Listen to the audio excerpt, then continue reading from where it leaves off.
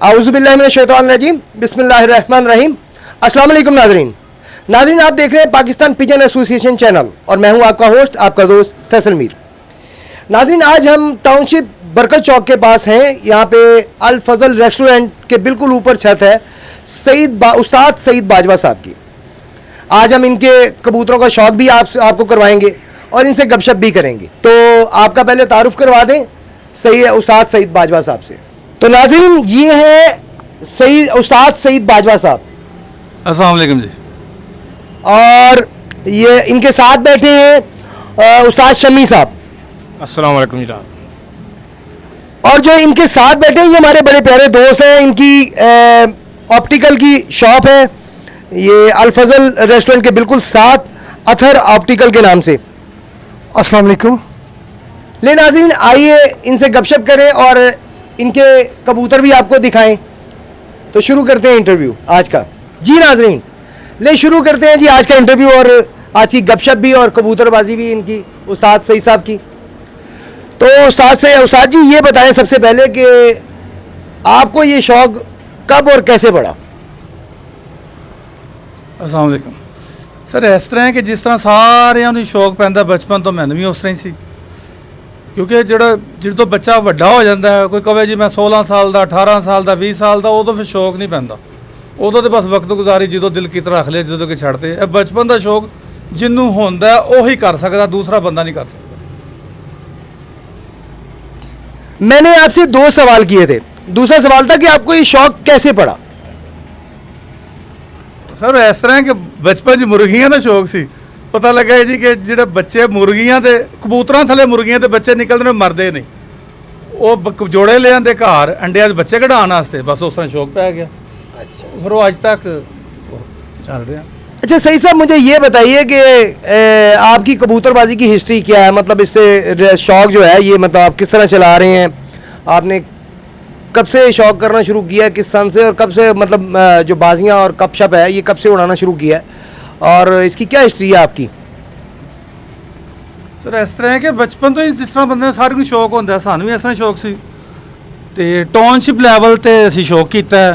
मेरा एक दोस्त से इतने अमीन, ਉਹਦੇ ਨਾਲ ਮਿਲ ਕੇ ਅਸੀਂ 83 ਤੋਂ ਲੈ ਕੇ 95 ਤੱਕ ਉੱਥੋਂ ਸ਼ੌਕ ਕੀਤਾ। ਉੱਥੋਂ ਬਥੇਰੇ ਬੇਸ਼ੁਮਾਰ ਕੱਪ ਉਡਾਏ ਅਤੇ ਉਹ ਅਸੀਂ ਉਹਦੇ 'ਚੋਂ ਕਾਫੀ ਸਾਰੇ ਕੱਪ ਅਸੀਂ ਜਿੱਤੇ ਵੀ। ਉਸ ਤੋਂ ਬਾਅਦ 96 'ਚ ਮੈਂ ਉਸਤਾਦ ਸਫਦਰ ਦਾ ਸ਼ਾਗਿਰਦ ਹੋ ਗਿਆ। ਉਹਨਾਂ ਨੇ ਫਿਰ ਮੈਨੂੰ ਬਾਅਦ 'ਚ ਉਸਤਾਦ ਕਰਤਾ। 1999 ਤੋਂ ਲੈ ਕੇ 2010 ਤੱਕ ਇਕੱਠ ਦੀਆਂ ਬਾਜ਼ੀਆਂ ਜਿੱਥੇ ਜਿੱਥੇ ਲੱਗਦੀਆਂ ਨੇ।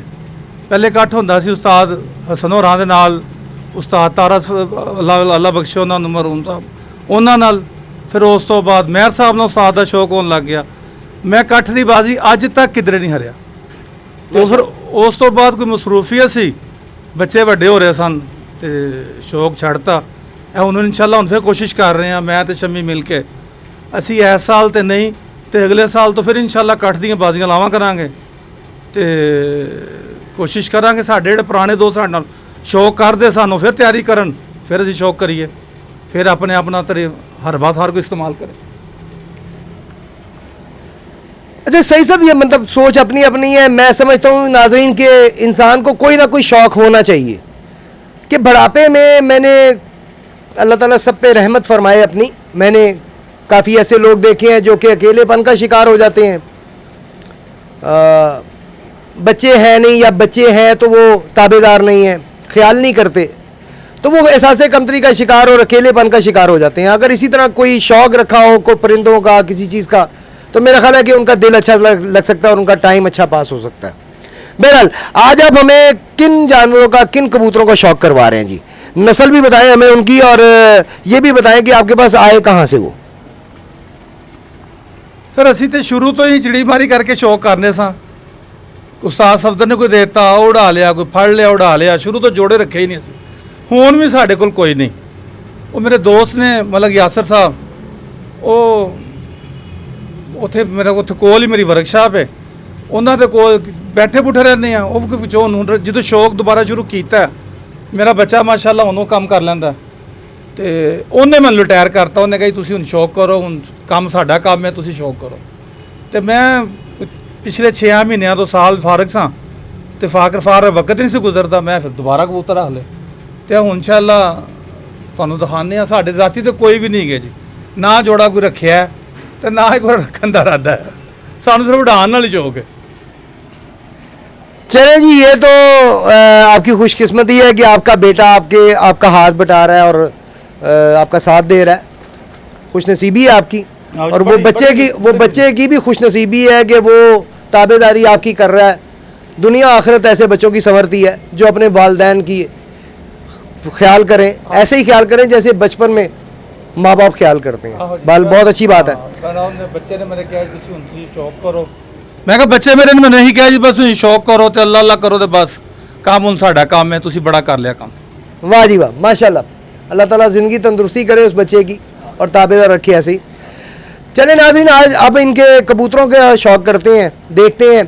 सही साहब का कहना है कि मेरे पास ना जोड़े हैं और ना ही मतलब कोई ज़्यादा कहीं से आते हैं। ज़्यादातर मोस्टली जो जानवर वो पकड़े हुए जानवर होते हैं। चले पकड़े वालों को सही, पकड़ों में बड़े पकड़ने में भी बहुत बहुत अच्छे जानवर आ जाते हैं तो वो उनका शौक करते हैं। ਦੇਖੋ ਨਾ ਜੀ, ਮੇਰੀ ਗੱਲ ਸੁਣੋ, ਕਾਫੀ ਵੱਡਾ ਏਰੀਆ ਜਿਹਦੇ ਵਿੱਚ ਸਾਡੀਆਂ ਕੱਠ ਦੀਆਂ ਬਾਜ਼ੀਆਂ ਲੱਗਦੀਆਂ ਸੀ, ਉਸਤਾਦ ਸਫਦਰ ਹੀ ਲਾਉਂਦੇ ਸਨ, ਤੇ ਕੋਈ ਛੋਟਾ ਜਿਹਾ ਏਰੀਆ ਤਾਂ ਨਹੀਂ ਸੀਗਾ। ਮਾਸ਼ਾਅੱਲਾ ਜੀ ਬੜੇ ਬੜੇ ਅੱਛੇ ਸ਼ੌਕੀਨ ਸਨ। ਅਸੀਂ ਉਹਨਾਂ ਨੂੰ ਇਹ ਨਹੀਂ ਕਿ ਉਹ ਦੇਖੋ ਗੇਮ ਦਾ ਹਿੱਸਾ ਹਾਰ ਜਿੱਤ, ਅਸੀਂ ਵੀ ਹਾਰ ਸਕਨੇ ਸਾਂ, ਅਸੀਂ ਅੱਗੋਂ ਵੀ ਹਾਰ ਸਕਨੇ ਹਾਂ, ਲੇਕਿਨ ਇਤਫਾਕ ਦੀ ਗੱਲ ਹੈ ਜਾਂ ਮਾਂ ਦੀ ਦੁਆਵਾਂ ਸਨ ਜਾਂ ਉਸਤਾਦ ਦੀਆਂ, ਤੇ ਅਸੀਂ ਇਨਸ਼ਾਅੱਲਾ ਹਜੇ ਤੱਕ ਤਾਂ ਨਹੀਂ ਹਾਰੇ, ਅਗਲੇ ਸਾਲ ਤੋਂ ਦੇਖਦੇ ਹਾਂ ਕੀ ਬਣਦਾ। चलें जी, जब आपने कहा है कि अपने वालदैन की भी दुआएं हैं और उस्ताद की भी दुआएं हैं तो फिर हार कहाँ आती है, फिर जीत ही ज़्यादा नसीब में आती है।